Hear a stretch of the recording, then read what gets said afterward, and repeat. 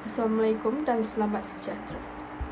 Kalau tidak kerana bintang, tak akan bulan kelihatan tinggi.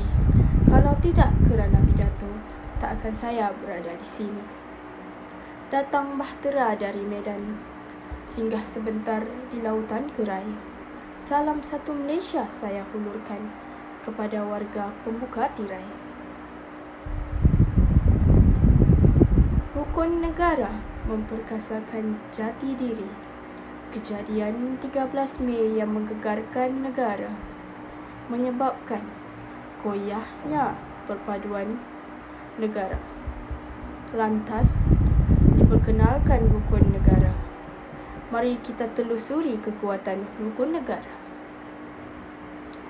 Terima kasih pengerusi majlis, barisan panel hakim yang arif, dev-dev terhormat serta warga dewan sekalian.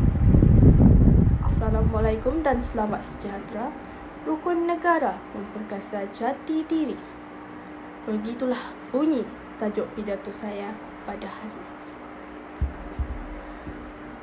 Secara tuntasnya atau definisi seluruhnya, pidato yang akan saya sampaikan akan membuktikan bahawa kepribadian seseorang insan akan terbentuk dengan penghayatan dan amalan atas rukun negara yang diperkenalkan.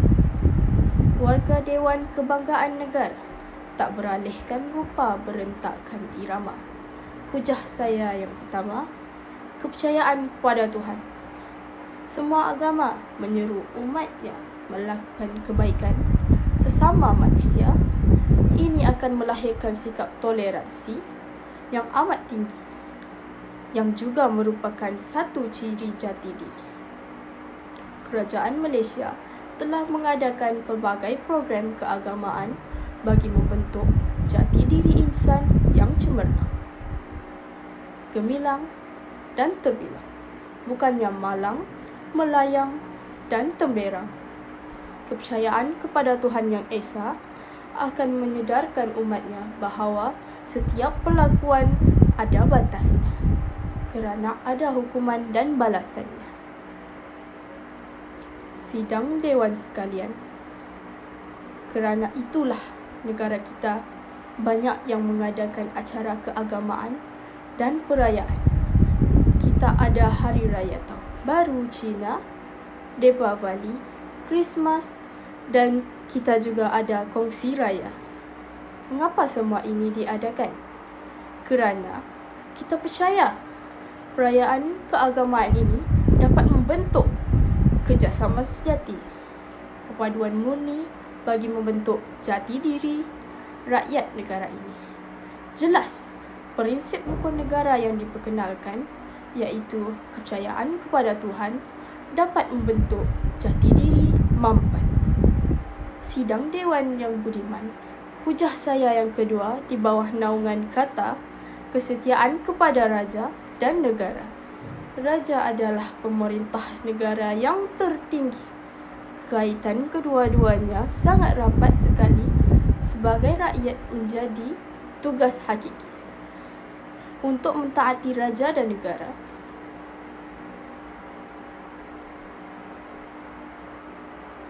Apakah buktinya kesetiaan itu? Adakah dengan menyatakan di bibir sahaja? Tepuk dada, tanya selera. Setiap negeri mempunyai lagunya tersendiri, yang seni katanya memuji dan menghargai raja dan negeri.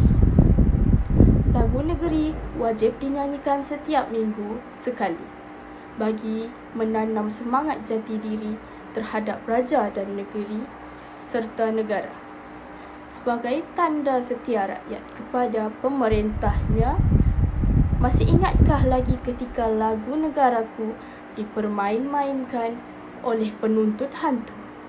Rakyat Malaysia bangun bersatu menentang pengkhianat itu. Tindakan itu membuktikan kepada semua kesetiaan rakyat yang dipelihara dapat membentuk jati diri warga, iaitu kesetiaan kepada raja dan negara. Tidak dapat disangkal lagi bahawa prinsip rukun negara iaitu kesetiaan kepada raja dan negara dapat membentuk jati diri yang berwibawa. Hujah saya yang ketiga, keluhuran perlembagaan dan kedaulatan undang-undang.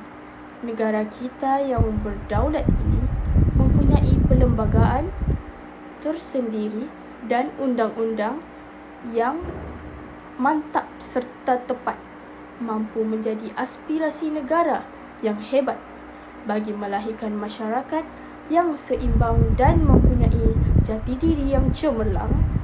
Uniknya, perlembagaan di Malaysia ialah mempunyai cara yang istimewa dan sentiasa menjadi panduan bagi pemimpin dan menjadi landasan bagi rakyat yang dipimpin.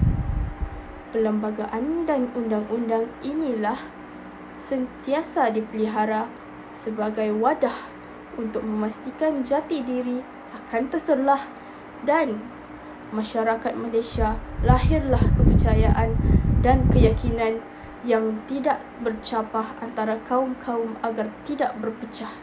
Ibarat kata pepatah, telur serangkap pecah, sebiji pecah semua, bukan pecah sebiji pecah sendiri. Kerana itulah perlembagaan undang-undang negara mesti dipelihara dan diawasi setiap masa mengikut keadaan dan perlembagaan dunia, kerana ia menjadi asas bagi warga untuk hidup dalam satu kawasan bersama-sama dan melahirkan jati diri bertoleransi.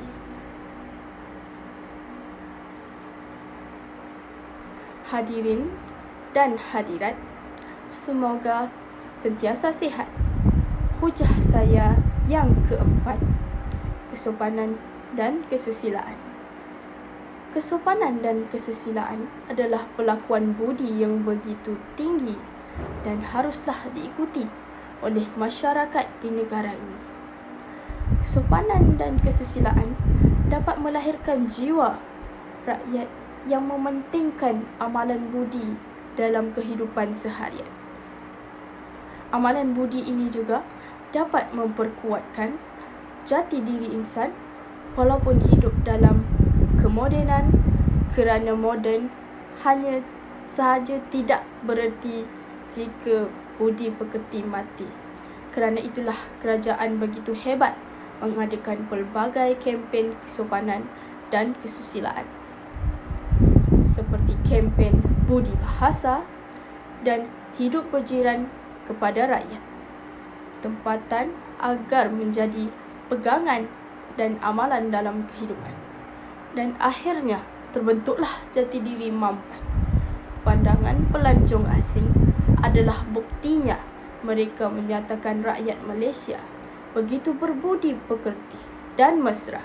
Kajian penerbangan Malaysia tentang tarikan pelancong ke negara kita menyatakan 65% adalah kerana rakyatnya yang bersopan santun dan berbudi bahasa. Penghayatan prinsip rukun negara ini adalah bukti bahawa jati diri rakyat negara ini dapat dibentuk dengan amalan rukun negara secara konklusifnya, membuktikan negara dapat melahirkan rakyat yang berjati diri dan berbangga dengan negara sendiri. Dan negara mempunyai rakyat yang beridentiti, berkualiti dan berjati diri. Akhir kalam, saya Nur Hasniza binti Mohsam mengakhiri pidato ini. Assalamualaikum dan selamat sejahtera.